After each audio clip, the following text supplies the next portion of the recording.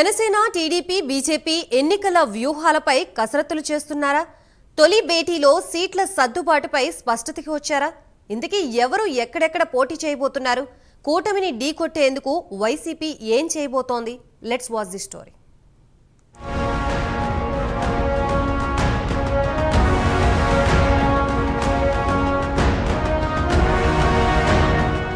తాజాగా ఉండవల్లిలోని టీడీపీ అధినేత చంద్రబాబు నివాసంలో కూటమి పార్టీల సమావేశం జరిగిన సంగతి తెలిసిందే.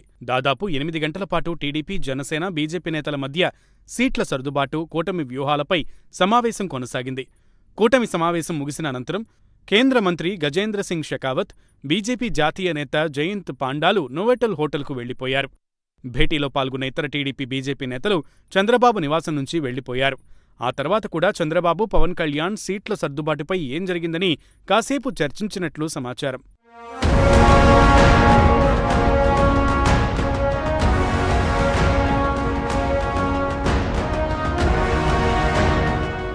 అయితే నేతల తొలి భేటీలోనే సీట్ల సర్దుబాటుపై స్పష్టత వచ్చింది.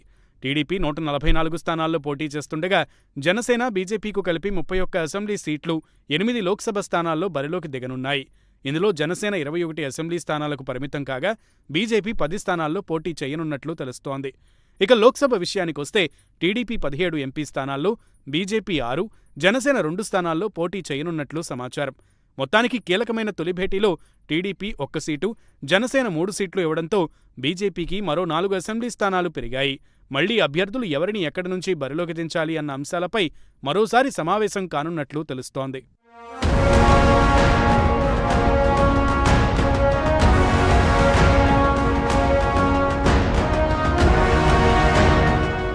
ప్రధాని మోదీ నాయకత్వంలో లోక్సభ, శాసనసభ ఎన్నికల్లో టీడీపీ, జనసేన, బీజేపీ కలిసి పనిచేయాలని నిర్ణయం తీసుకున్నట్లు కూటమి పార్టీలు సంయుక్త ప్రకటన విడుదల చేశాయి. ఏపీ అభివృద్ధి, ప్రజల స్థితిగతులు మెరుగుపరిచేందుకు 3 పార్టీలు కట్టుబడి ఉన్నట్లు పేర్కొన్నాయి.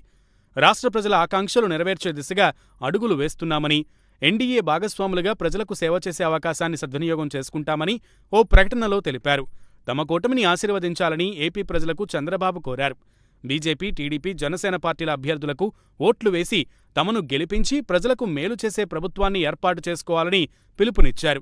అయితే సీట్లు ఎవరికి ఎన్ని అన్నది క్లారిటీ రాగా ఏ స్థానంలో ఎవరు పోటీ చేస్తారన్నది మాత్రం సర్వత్రా ఉత్కంఠ రేపుతోంది. ఇప్పుడు కూటమి పార్టీల ముందున్న ఏకైక కర్తవ్యం అసంతృప్తులను కాపాడుకోవడమే. ఏ చిన్న తేడా జరిగినా వారంతా కనీసం 2 నుంచి 5,000 ఓట్లను చీల్చుతూ అటు ఇండిపెండెంట్గానో లేదంటే వైసీపీలోకో వెళ్లిపోవడం ఖాయం. కాబట్టి పొత్తుల లెక్కల్లో సీట్లు రాని వారిని బుజ్జగిస్తే కూటమి బంపర్ మెజారిటీతో అధికారంలోకి రావడం ఖాయమని రాజకీయ పరిశీలకులు చెబుతున్నారు. చూడాలి మరి రాబోయే ఎన్నికల్లో జనసేన కూటమికి ఎటువంటి ఫలితాలు వస్తాయనేది కొద్ది రోజుల్లోనే తేలనుంది.